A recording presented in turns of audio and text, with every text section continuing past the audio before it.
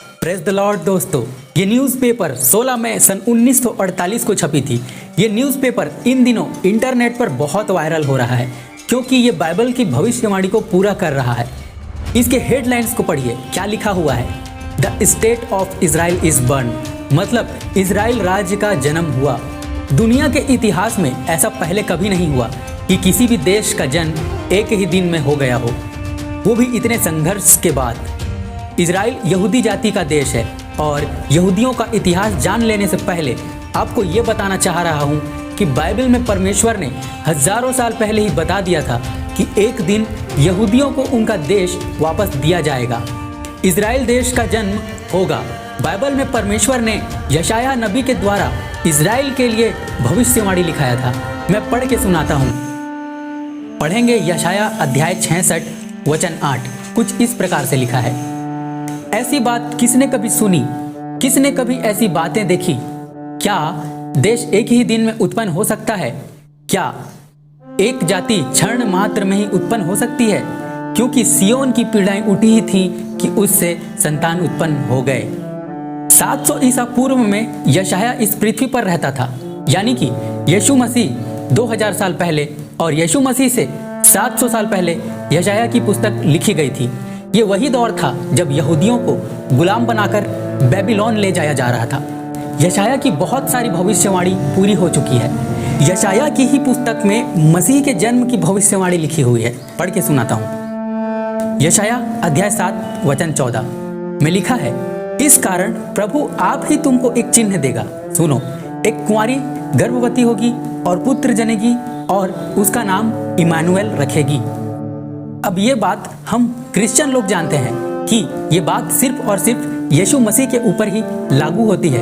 हमने अभी यशायाह 7:14 को पढ़ा, हमको मालूम हो गया कि ये तो मसीह की भविष्यवाणी की बात हो रही है।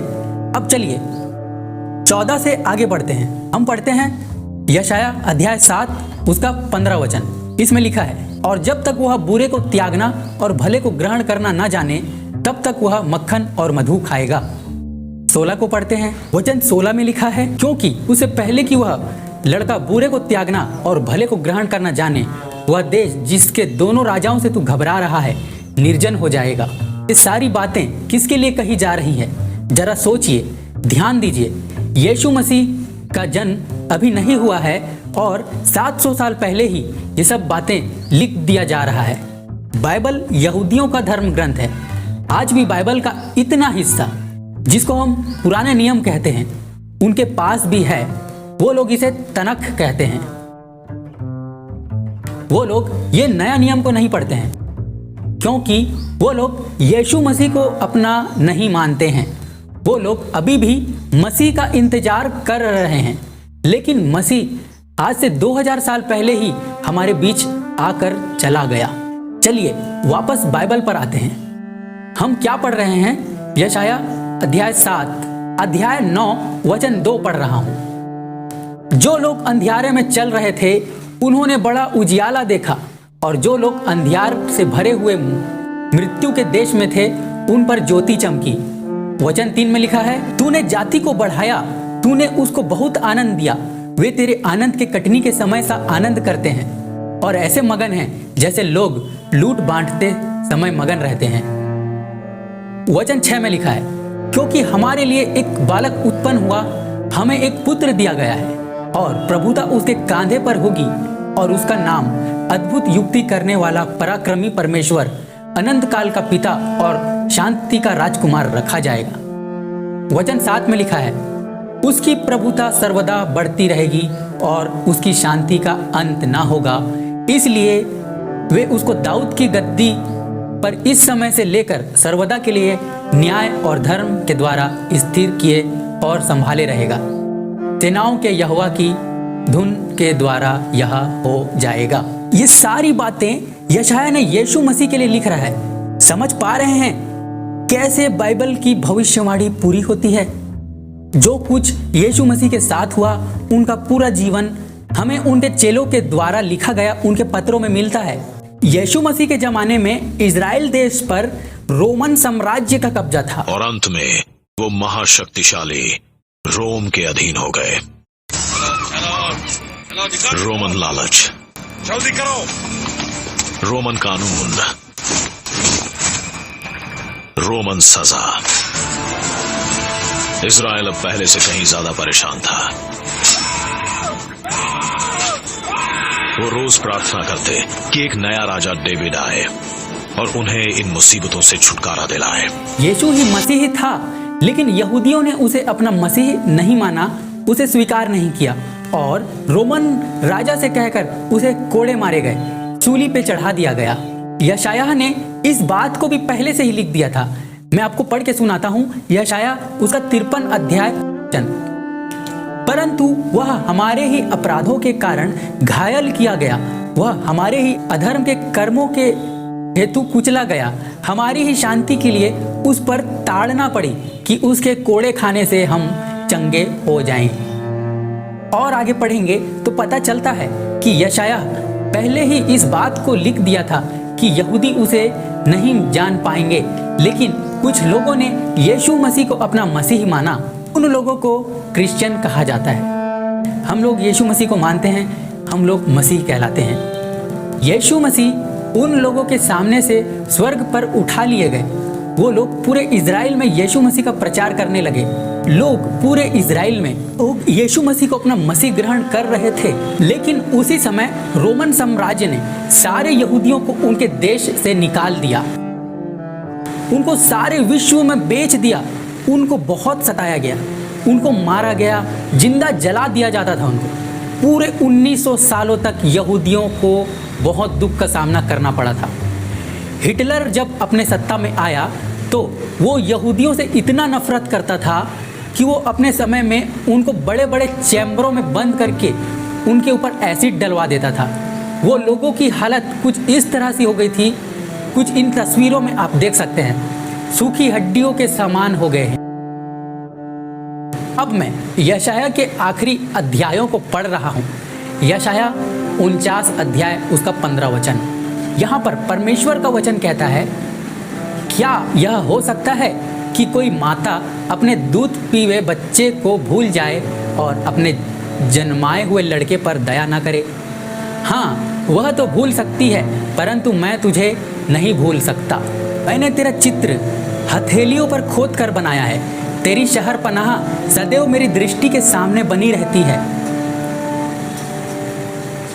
जब यहूदियों के पास सब कुछ खत्म हो गया होगा, तब वो अपने मन में सोचते होंगे कि परमेश्वर ने उनको छोड़ दिया है, लेकिन हम यहाँ पढ़ सकते हैं कि परमेश्वर उनको नहीं छोड़ा। आगे यशायाह अध्याय 65 वचन 1 में बहुत ही कमाल की बात लिखी हुई है। मैं आपको पढ़ के सुनाता हूँ। जो मुझको पूछते भी ना थे वे मेरे खोजी हैं, और जो मुझे ढूंढते भी ना थे उन्होंने मुझे पा लिया। और जो जाति मेरी नहीं कहलाई थी उससे भी मैं कहता हूँ, देख मैं उपस्थित हूँ। इस वचन में परमेश्वर कह रहे हैं, जो मुझको पूछते भी ना थे वे मेरे खोजी हैं। सोचिए, कौन है ये लोग जिसे परमेश्वर कह रहा है ये मेरे खोजी हैं? जो मुझे ढूंढते भी ना थे उन्होंने मुझे पा लिया। सोचिए, कौन है ये लोग जिसे परमेश्वर कह रहे हैं उन्होंने मुझे पा लिया। और जो जाति मेरी नहीं कहलाई थी उससे भी मैं कहता हूँ, देख मैं उपस्थित हूँ। कौन है ये लोग? समझ पा रहे हैं दोस्तों, कौन है ये लोग जिनके बारे में परमेश्वर ऐसी ऐसी भविष्यवाणी लिख रहा है? हम ही तो हैं वो लोग जो परमेश्वर को आज जान गए हैं और इतने सारे रहस्यों का उजागर कर रहे हैं और हर तरफ परमेश्वर का शोर मचा रहे हैं। हम यहूदी नहीं हैं। यशायाह ने हमको अन्य जाति कहकर संबोधित किया है। चलिए अब आगे पढ़ते हैं। यशायाह अध्याय 66 वचन 8। ऐसी बातें किसने कभी सुनी, किसने कभी ऐसी बातें देखी? क्या देश एक ही दिन में उत्पन्न हो सकता है? क्या जाति क्षण मात्र में ही उत्पन्न हो सकती है? क्योंकि सियोन की पीड़ाएं उठी ही थीं कि उसने संतान उत्पन्न हो गए। एक दिन यहूदियों का वो जमीन वापस उनको मिल गया। इस न्यूज़पेपर में भी ऐसा छापा गया, जबकि सोचने वाली बात है, यहूदियों का दुश्मन पैलेस्टीन ही ऐसी शब्दों का इस्तेमाल कर रहा है तो बाइबल में पहले से दिया हुआ है। शब्द है जन्म हुआ करके। यहाँ पे भी आप देख सकते हैं यशाया में जन्म की बात हो रही है। ये कुछ नहीं दोस्तों, ये परमेश्वर का वादा है जो पूरा हुआ।